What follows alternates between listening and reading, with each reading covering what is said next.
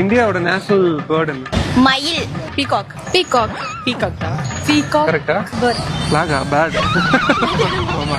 Peacock வந்து India பார்டர்ல வந்து ஒரு முட்டை போடுது. ஓகே. ஓகேவா?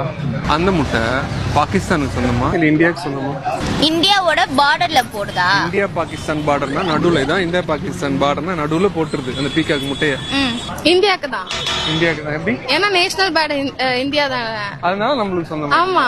பரமா படிடா. பீகாக்கு தான் சொந்தம். பீகாக்கு தான் சொந்தமா? பீகாக் தான் சொந்தம். பீகாக் தான் சொந்தம். அது அந்த பீகாக் தானே சொந்தம். எவ்ரிபாடி இந்தியாக்கு தான் சொந்தம். ஏன்னா அது இந்தியாவோட பேர்ட். நம்ம எடுத்துக்கணும். நம்ம இந்தியன்ஸ் இல்ல, சோ நம்ம எடுத்துக்கணும். பீகாக் போற மட்டும் நம்ம எடுத்துக்கணும். நம்மளுக்கு தானே அது நேஷனல் ஃபிளாக். அதனால வந்து நேஷனல் பேர்ட். அதுல பிளாக்ல இருந்து வெளியே வரல நீங்க. ரெண்டு பேருக்குமே சொந்தம். பார்டர்ல தானே இருக்கு. இதுக்கு தான் படிக்கடான்னு அடிச்சுக்கிட்டேன். ஒருமா சரி. ஆமா இந்தியாக்கு சொந்தம். ஏண்டா